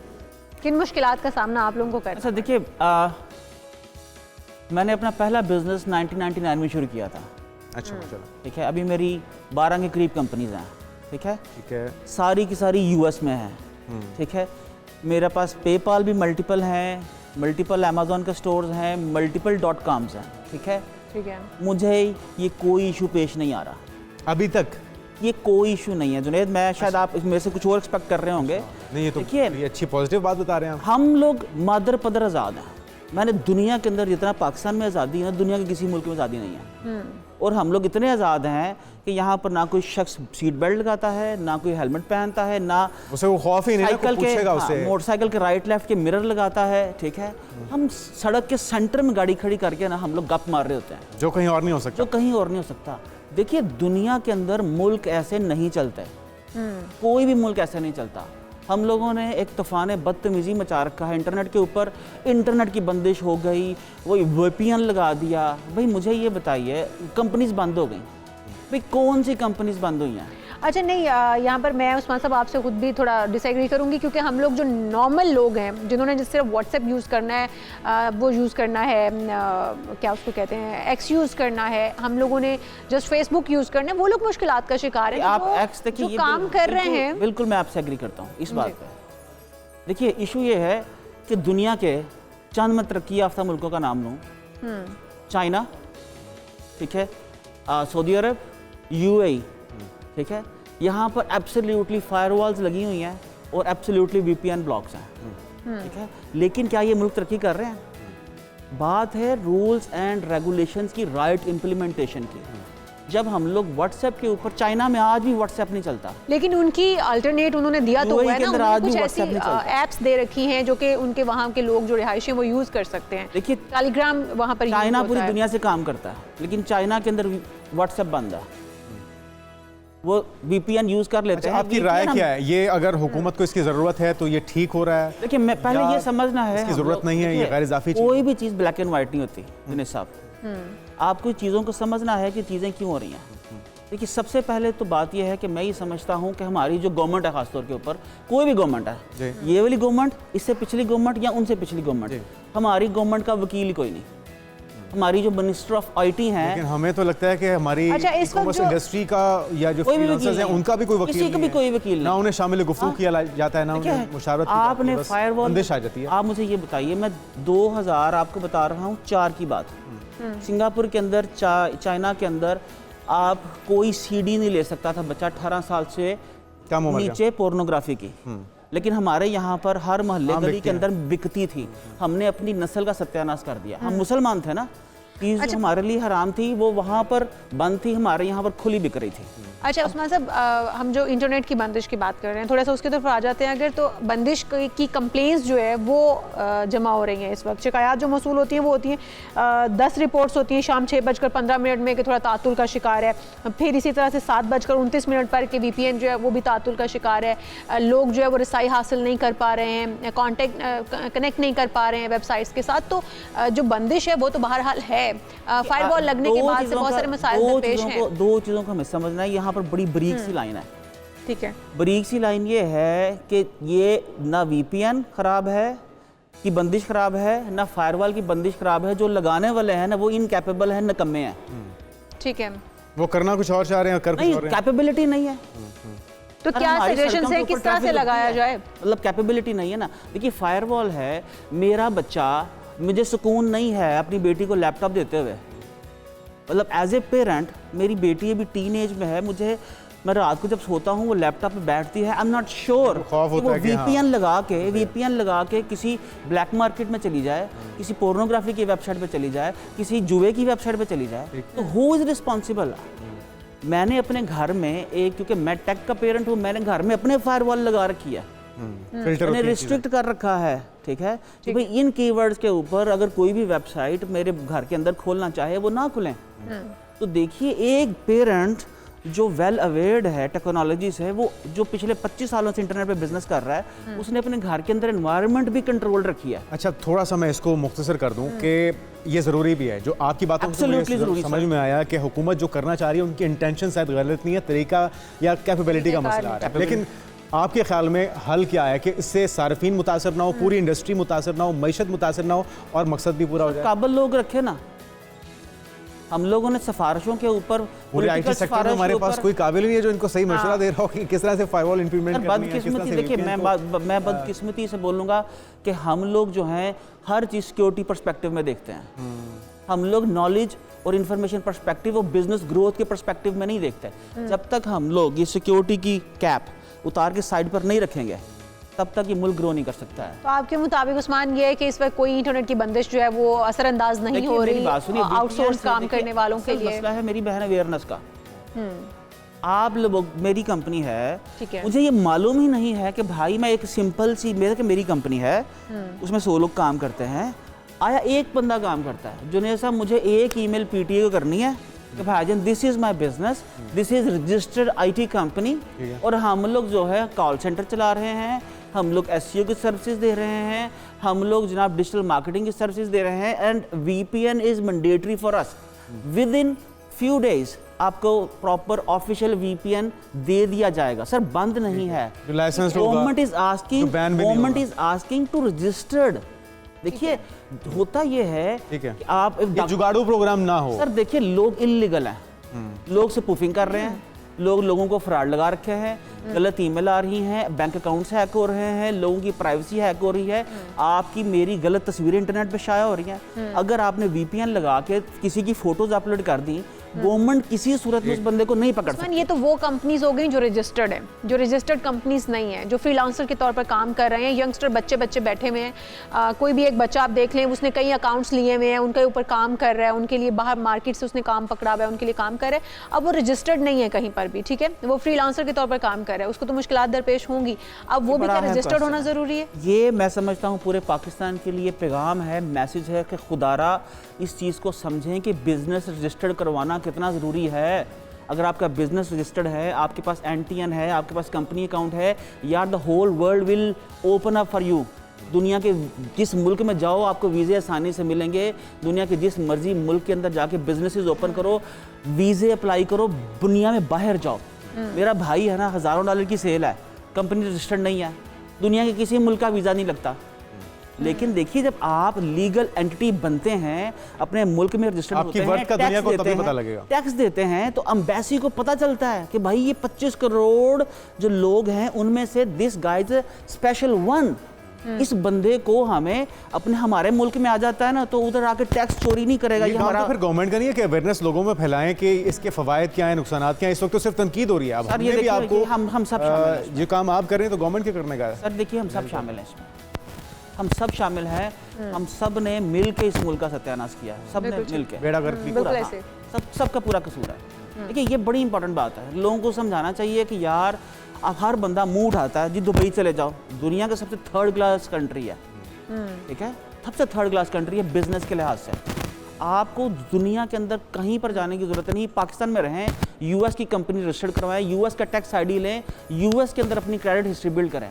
आज हर दूसरे दिन मुझे ईमेल आ रही थी US से, आपका $1,00,000 अप्रूव्ड, $2,00,000 अप्रूव्ड लोन। ये टैक्स वाले पीछे पड़ जाएंगे आपके? सर फर्क नहीं पड़ता ना मुझे, मेरा कुछ है ही नहीं यहाँ पे, क्योंकि आप बाहर से क्योंकि बिजनेस कर रहे हैं यहाँ पे, मैं अपने पैसे भी यहाँ नहीं रखता। तो उस्मान, आप क्या सजेशन देंगे उन लोगों को जो कि इस वक्त चीखे मार रहे हैं कि इंटरनेट की बंदिश है और वो कनेक्ट नहीं कर पाते हैं वेबसाइट्स के साथ, वो अपना काम जो है वो इजीली नहीं कर पा रहे हैं? मेरा ये पहली बात यह है कि जो वेल अवेयर्ड लोग हैं ना, वो चीखे नहीं मार रहे, जाहलों की चीखें ज्यादा निकल रही हैं, क्योंकि उन्हें मालूम ही नहीं है कि भाई PTA ने हमें बोल रखा है ईमेल करो, अपनी अपनी कंपनी रजिस्टर कराओ, बताओ हमें what's your purpose of using VPN। ठीक है। ओके देखिए क्या गवर्नमेंट को जरूरत नहीं है चीज लोगों को ऑथराइज करने की कि who is basically legal and who is illegal. ठीक है, हमें लोगों को मेरे ख्याल से रजिस्टर्ड करना है, बताना है कि भाई आप जितना गवर्नमेंट कोई आपकी एंटी नहीं है, ये मुल्क चलाना जरूरी है, आपको हेलमेट पहनने, बेल्ट पहनने के साथ इंटरनेट लॉज पे इंप्लीमेंट करना यानी कि जरूरी है। वकील मैं तौर पे- अगर यूज़ करना चाहती हूँ, एक्स यूज़ करना चाहती हूँ, मैं नहीं कर सकती, और मैं टैक्स नेट में हूँ, मैं पे करती हूँ टैक्स इससे हर बड़ी- महीने, तो मैं किस तरीके से यूज़ इससे करूँ? बड़ा रजिस्टर fear- कौन सी कंपनी करवाऊँ? इससे बड़ा फियर, इससे बड़ी स्टूपिडिटी कुछ नहीं हो सकती जो गवर्नमेंट ने एक्स बैन कर रखी है। किस तरह से यूज़ करूँ? भाई मैं मुझे- क्या रजिस्टर करवाऊँ? किस तरह से यूज़ नहीं, कर सकती देखिए- हूँ? एक आम सारिफ किस तरह से यूज़ कर सकता है? VPN परचेज करें, उसका हल वो उस्मान साहब तो ये बता रहे हैं कि VPN को परचेज किया जाए और उसका हल निकाला जाए। परमिशन और- ले हाँ। टी बना के उसको PTA से बाकायदा इजाजत लें। देखिए जो ट्विटर है ना, देखिए बदकिस्मती है हमारी कि ट्विटर हमें बंद करना पड़ा। बिल्कुल ऐसे है। पूरी दुनिया के अंदर हमारी जग हंसाई होती है हमारी पाकिस्तान की गवर्नमेंट की। ठीक है, हम लोग नॉर्थ कोरिया नहीं है, हम पाकिस्तान के अंदर ना बोला बहुत ज़्यादा आज़ाद है, लेकिन दुनिया को बाहर से लगता है कि हमने यहाँ पर पता नहीं क्या कर रखा है। तो वो जो फियर फैक्टर है ना, आया वो गवर्नमेंट में है या वो कोई सिक्योरिटी के अंदर है, उसको ये अपने दिमाग के अंदर ये बिठा रखना है कि आज आप किसी को कंट्रोल नहीं कर सकते। अगर मैंने कोई वीडियो चढ़ानी है ना मेरी बहन, मैं सीधा यहाँ से वीडियो लूँ, यहाँ से गूगल ड्राइव के ऊपर उसको अमेरिका शिफ्ट करूँ, अपने वो रफ़ीक शफीक या गोरे को ना $5 पे हायर करके बोलूँ कि मेरा बेटा अपने अकाउंट से ये वीडियो चढ़ा दे। अब कहाँ रोकें? अच्छा, थोड़ा सा अब हम आ जाते हैं ये, क्योंकि मुझे किसी हद तक समझ में आ गया कि आप ये कह रहे हैं कि हमें लोगों को ऑर्गेनाइज करना होगा, उन्हें रजिस्टर्ड करना होगा, कवायद और ज़वाबित के उनके मुताबिक चलाना बेनिफिट होगा के और लिए। उनके बेनिफिट के लॉन्ग टर्म बेसिस पे इसके फ़वाइद होंगे। अब ज़रा नौजवानों को हमारे मैसेज क्या है, ई-कॉमर्स के आप एक्सपर्ट भी हैं, किस तरह से ग्रो कर सकते हैं, क्योंकि हमारा अगला टॉपिक भी यही है, तो आपकी मौजूदगी का फ़ायदा उठाते हुए कि हमारी जो क्रीम है, जो पढ़े लिखे बच्चे हैं वो मूव कर रहे हैं, उनकी पहली प्रायोरिटी है कि जहाँ मौका मिलता है निकल जाओ, तो यहाँ पे क्या अपॉर्चुनिटी है उनके लिए? देखिए जुनैद, ये पिछले 3 से 40 सालों की जहालत है जो पाकिस्तान से ओवरसीज बाहर गए। मैं समझता हूँ पाकिस्तान के तबाह करने में सबका सबसे ज़्यादा किरदार ओवरसीज वालों का है। एक ओवरसीज यहाँ से गया मोहम्मद रफ़ीक शफीक, और नहीं भेजा ना यार। अच्छा, ना भेजें, यहीं पे कमाएं। हम अब एक रफ़ीक गया, उस रफ़ीक के 9 भाइयाँ थे, उसने वहाँ पर 12 घंटे काम किया, 9 को हरामखोर कर दिया। वो काम करने पे क्या बात तो बड़ी आपने गहरी कर दी है। अजीब बात है यार। अब भाड़ में जाओ यार सारे के सारे ओवरसीज वालों, तुम उस मुल्क में कमाओ, वहीं पर खर्चो। हमारे मुल्क पे रहम करो, पूरी की पूरी नस्ल बर्बाद कर दी आप लोगों ने। यहाँ पर मुझे फैक्ट्री में कोई बंदा नहीं मिलता, ऑफिस के लिए कोई बंदा नहीं मिलता, कोई पेंटर नहीं मिलता, इलेक्ट्रिशियन नहीं मिलता। क्या करें, मशवरा देना उनको क्या कर सकते हैं आज से। ओवरसीज वाले ना मेहरबानी करके मैं पैसे उनको तो मैसेज पहुंच गया, यहाँ पे जो बैठे हुए हैं या जो स्किल 12 लोग फारिग बैठे हुए हैं, सर स्किल सीखें। देखिए आज ना ग्लोबल वर्ल्ड है, दुनिया वन वर्ल्ड है। ठीक है, मेरी एक कंपनी फ्रांस में है, मेरे एक पार्टनर की कंपनी जर्मनी में है, 12 कंपनीज हमारी जो हैं वो US के अंदर हैं। ठीक है, तो सर सारे यहाँ पर बैठे हैं। कोई बंदा मेरे पास जो एक दर्जी हैं, जुनैद इमेजिन करें, दर्जी हैं, उनका एक स्टार्टअप है पास्टर सूट्स का।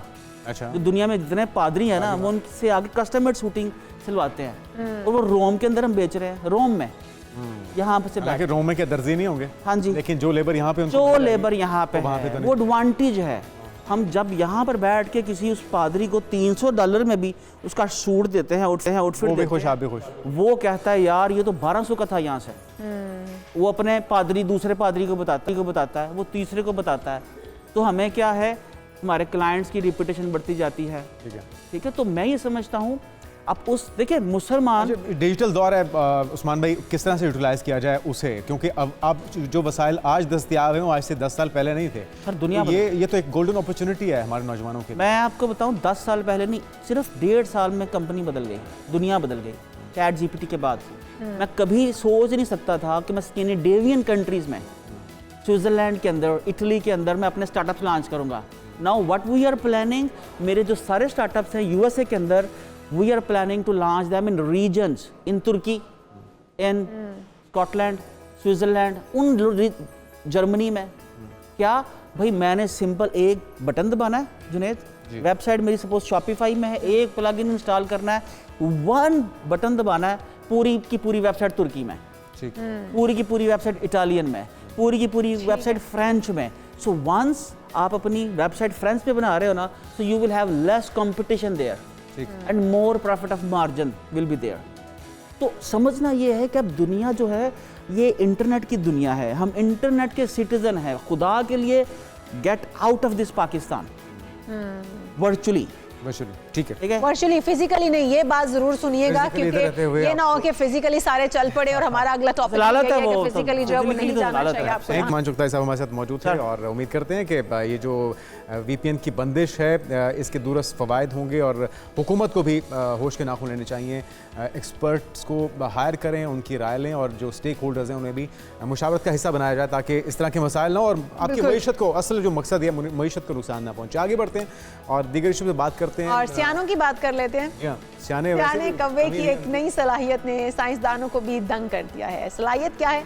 जहानत की बात हो तो सदियों से साइंसदान परिंदों को अहमक समझते थे, मगर एक परिंदा जो उन्हें हमेशा से हैरान करता आ रहा है वो है कौवा। दरहकीकत जिस किसी को भी कौवे का सामना हुआ है वो जानता है कि ये परिंदा काफ़ी ज़हीन होता है, जब भी तो इसे सियाना कौवा भी कहा जाता है। और हम बचपन में वो एक स्टोरी भी पढ़ा करते थे जिसमें कंकर डालता रहता है वो मटके के अंदर, बिल्कुल, और फिर पानी की सतह ऊपर आ जाती है। इतनी समझदारी का सबूत एक कौवा ही दे सकता है। बिल्कुल, और ये पहचान भी लेता है अक्सर जिसको इसने हिट करना होता है या अगर किसी कौवे को कोई नुकसान पहुंचाता है तो जो बाकी कौवों का झुंड होता है वो उस पर हमलावर भी हो जाता है। ये तो हमने अपनी आंखों से भी देखा है। तो अब साइंसदानों ने दरियाफ्त किया कि ये परिंदा बहुत ज़्यादा कीना परवर भी है। यही बात मैं भी कर भी रहा था। तो तवील अरसे तक खुद को नुकसान पहुंचाने की कोशिश करने वाले को नहीं भूलता। और एक नई तहकीक में ये भी बताया गया है कि अगर कोई इस परिंदे को गुस्सा दिलाए या धमकाने की कोशिश करे तो वो इसके खिलाफ कीना या दुश्मनी तवील मयाद अरसे तक अपने अंदर बरकरार रखता है। अच्छा, ये जो तवील मयाद अरसे तक वो रखता है वो गुस्सा और कीना है, जो जिस तरह हमारे यहाँ हसद बहुत ज़्यादा रखते हैं, हम लोग भी रखते हैं, बहुत सारे इंसान भी किसी न किसी से। हसद एक डिफरेंट चीज़ है, ये कीना है कि अगर कोई नुकसान पहुंचाता है तो ये अपने माइंड में बिठा लेता है और इसको मारना है, उसको वो अपने हिट लिस्ट पे रख लेता है। अच्छा, आप मत छेड़िएगा किसी कौवे को, ठीक है? मैंने ये देखा भी होते हुए, और ये हमलावर भी होते हैं बाज़-औक़ात। अगर आप इनको छेड़छाड़ करेंगे तो वो आपके ऊपर हमलावर हो सकता है। तो ये तहकीक है जिसके मुताबिक कौवे मिल बांट कर भी खाते हैं, याद रखने की सलाहियत रखते हैं। आप इनसे पंगा ना ही लीजिएगा।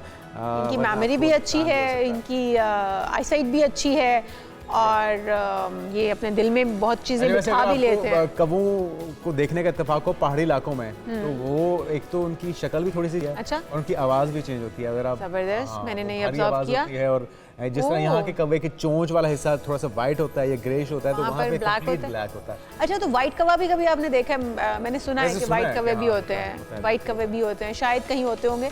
हमारा ऐसा कोई चांस बना नहीं है वाइट कौवे देखने का, लेकिन अगर बना तो हम ज़रूर देखेंगे। लेकिन अभी की जो तहकीक है वो ये बताती है कि कौवे बहुत सियाने होते हैं, और हम भी बचपन से यही पढ़ते आए हैं कि कौवे बहुत सियाने होते हैं। हम यहाँ पर एक ब्रेक शामिल करते हैं। ब्रेक से जब वापस आएंगे तो आपको बताएंगे कि इस वक्त हमारे जो नौजवान हैं वो मुल्क छोड़कर क्यों जा रहे हैं, बाहर क्यों भाग रहे हैं, उनको रोकने का क्या तरीका हो सकता है। इस पर बात करते हैं एक ब्रेक के बाद। स्टे विद अस।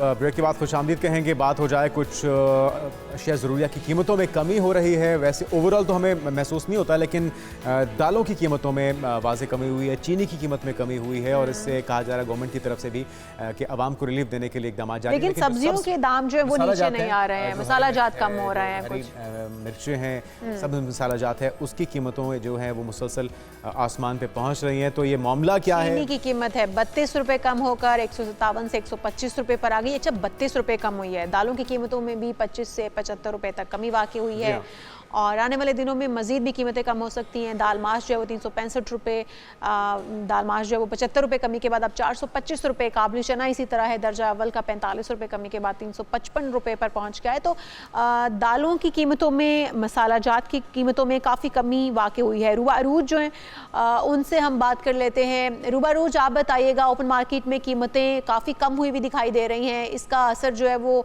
दुकानदारों की कीमतों पर भी पड़ रहा है? क्या वो भी सस्ते दामों बेच रहे हैं? हुकूमत के ऐलान के मुताबिक ओपन मार्केट में चीनी की कीमत में 32 रुपये कमी हुई है। 157 से कम होकर 125 रुपये ऐलान किया गया है, लेकिन मार्केट्स में अभी भी चीनी की कीमत 140 रुपये मुकर्रर है। यूटिलिटी स्टोर्स हों या आम स्टोर्स हों, 140, 145, 150 चीनी का रेट मिल रहा है। इस वक्त भी हम एक यूटिलिटी स्टोर पर मौजूद हैं और यहाँ पर चीनी की कीमत 140 है। कुछ कस्टमर से भी बात करने की कोशिश करते हैं और जानते हैं कि जो रेट में कमी हुई है वो क्या मिल भी रहा है। कुछ लोगों से बातचीत करते हैं जो यहाँ पर शॉपिंग कर रहे हैं। अस्सलाम वालेकुम जी, अस्सलाम वालेकुम। चीनी किस यहाँ पे? चीनी 140 है मार्केट में भी और सेम रेट यहीं पे भी है, कोई डिस्काउंट नहीं यहाँ पे दे रहे हैं। और मार्केट के हिसाब से ये यहाँ पे भी 140 ही मिल रही है। ओपन मार्केट में कह रहे हैं 125 की हो गई है, तो यहाँ तो कम होनी चाहिए। नहीं, ऐसा कुछ भी नहीं है। ओपन मार्केट में भी 140 की है, यहाँ पे भी 140 की है। क्वालिटी में कोई फ़र्क है? नहीं, सेम लाइक है, जैसे मार्केट की है वैसे यही चीनी है। लेकिन सुनने में आ रहा है 125 की हुई है, लेकिन कहीं से मिल नहीं रही अभी तक, कहीं से भी नहीं मिल रही। मैंने 2 दिन पहले भी ली है, कल भी पता किया, लेकिन रेट यही है 140। बिल्कुल महंगाई के जो कम करने के दावे हैं वो हुकूमत के सिर्फ दावे ही रहते हैं। और जैसे ही अनाउंस हुआ कि चीनी की कीमतें कम हुई हैं, फिर हमने चेक करने की कोशिश की, मार्केट विज़िट की और फिर यूटिलिटी स्टोर पर पता किया तो यहाँ भी कीमत 140 रुपये ही मिल रही है। क्वालिटी की अगर बात की जाए तो आम मार्केट और यूटिलिटी स्टोर की चीनी की क्वालिटी में थोड़ा सा डिफरेंस होता है, बारीक चीनी होती है, लेकिन कीमतों में भी कमी होती है। लेकिन आज देखा गया कि ओपन मार्केट हो, आम स्टोर्स हों या फिर यूटिलिटी स्टोर हों, कहीं पर भी चीनी की कीमत कम नहीं हुई, बल्कि 140 रुपये मिनिमम जो है वो चीनी 1 kg के हिसाब से मिल रही है। तो गलत साबित हो गया। हम तवक्को कर रहे थे कि यूटिलिटी स्टोर पे कुछ कीमतें कम होंगी, लेकिन ऐसा तो नहीं हुआ कि वहाँ पे मौजूद सारिफ ने इसकी तरदीद कर दी है। रुख करेंगे फैसलाबाद का, वहाँ पे क्या हालात हैं, क्या सूरत हाल है, मार्केट में कितनी बेहतरी आई है अशिया ज़रूरिया की कीमतों में। एहतशाम उल हक हमारे साथ मौजूद हैं। एहतशाम उल हक, फैसलाबाद की मार्केट में कीमतों में कितनी कमी आई, दालों में और चीनी की कीमतों में? जी बिल्कुल, फैसलाबाद में भी दालों की कीमतों में तो कुछ फ़र्क पड़ा है, लेकिन चीनी की कीमत में ऐसा कुछ फ़र्क नहीं पड़ा है। 129 रुपये किलो चीनी पहले भी मिल रही थी और अब भी 129 रुपये किलो ही मिल रही है। लेकिन दाल चना में फ़र्क पड़ा है और मूंगी की दाल में ज़रूर कम हुई है उनकी कीमतें। हम गला मंडी में मौजूद हैं और हमारे साथ दुकानदार मौजूद हैं। हम उनसे मज़ीद जानते हैं कि कितना फ़र्क पड़ा है, तोड़े के पीछे किलो फ़र्क पड़ा है। जी बताइएगा कि दालों की कीमतों में किस हद तक कमी हुई है? दाल जी, दाल चना, दाल मूंगी और जो थी दाल माश, ये तीनों महंगी थी। इनमें 50-50 रुपये किलो के पीछे कमी आई है, लेकिन जो इसका एक्चुअल प्राइस है जो पहले थी वो भी उस तक नहीं पहुंची। मतलब दाल चना पहले 220 रुपये किलो थी, जब ये महंगी हुई ना, एकदम महंगी होनी शुरू हुई है, उसके बाद ये 220 पे अभी तक नहीं आई, अभी भी 350 है। 400 रुपये किलो से 50 रुपये कम होकर 350 रुपये किलो होगी। दाल मूंगी 380 थी, 350 होगी। ठीक है, मतलब आप ये कह रहे हैं कि जहाँ जिस रेट से कीमतें बढ़ी थी उस हद तक वापस नहीं आई? उस हद तक वापस नहीं, कमी हुई है, लेकिन कम कमी हुई है, अभी प्रॉपर कमी नहीं हुई जो होनी चाहिए। चीनी की कीमत में भी कोई फ़र्क पड़ा? चीनी की कीमत में कोई इतना खास फ़र्क नहीं पड़ा। 129 रुपये किलो है, पहले भी यही रेट था, अब भी यही रेट है। अच्छा, जैसे इन्होंने बताया कि कीमतें जो हैं ये जिस रफ्तार से बढ़ी थी उस रफ्तार से कम नहीं हुई हैं। पहले जो कीमतें बढ़ी थी तो तकरीबन हर दाल के पीछे 150 से 250 का फ़र्क पड़ा था, लेकिन अब जो कमी हुई है वो 30 से 50 रुपये कमी हुई है। जितनी कीमतें बढ़ी थी उतनी कम नहीं हुई हैं, लेकिन फिर भी पहले से कम हुई हैं। ठीक है एहतशाम, आप हमारे साथ मौजूद थे और जिस तरह एहतशाम भी बता रहे हैं कि जिस रफ्तार से कीमतें बढ़ी थी उस रफ्तार से कम नहीं हुई हैं। जुनेद, आप भी जानते होंगे, अगर आज से हम 4-5 साल पीछे चले जाएं, 5-6 साल पीछे चले जाएं, तो जो ग्रॉसरी 50-60 हज़ार, नहीं इतनी बहुत पीछे आप चले गए हैं। आप बचपन की बात कर रहे हैं। नहीं, मेरी बात सुने इतना तो गवर्नमेंट ने रिलीफ कभी भी नहीं दिया आवाम को जितना आप पीछे चले गए। 5-6 साल पहले की बात करें तो 10-12 हज़ार में एक अच्छी ग्रॉसरी हो जाती थी और वो एक महीने के लिए काफी होती थी। बिल्कुल, और अब 30-40 हज़ार में भी आप एक बार नहीं जाते, आपको 2-3 बार जाना पड़ता है। बिल्कुल जाना पड़ता है, तो वही बात 1.5 लाख पे पहुंच जाती है। ये सिलसिला जो है तशवीशनाक, और मेरे ख्याल में सबसे ज्यादा इसमें जो काबिल जवाब डिपार्टमेंट है वो है प्राइस कंट्रोल कमेटियां। चले हुकूमत ने कमी करवा दी है, उसको लागू कौन करवाएगा? प्राइस कंट्रोल कमेटियां हैं, वो निकलते हैं बाहर और रेडी वाले के पास खड़े हो जाएंगे, दुकान वाले के पास खड़े हो जाएंगे, तो भत्ता लेके वापस आ जाते हैं, इस कीमत पर क्यों बेच रहे हो। लेकिन होता क्या है कि उसको भी महंगे दामों मिली हुई होती है, तो वो भी आगे से महंगे दामों बेच रहा होता है, इसलिए कोई रेगुलेट करने वाला इदारा इस वक्त मौजूद नहीं है। आखिर में हम प्रोग्राम के एक जादुई फल का तज़किरा कर देते हैं। बिल्कुल जी, अमूमी तौर पे लोग नींद की गोलियों का इस्तेमाल करते हैं सोने के लिए, लेकिन एक जादुई फल है नाज़रीन, वो उससे भी जल्दी सुला देता है। तिब्बी माहिरीन ने बड़ा इंकशाफ कर दिया है। कौन सा फल है ये, खुद ही देख लीजिए। जो स्ट्रेस भी और एंजाइटी भी दूर करता है और आपको पुरसुकून नींद देता है। आइए उस फल के बारे में देखते हैं। पहले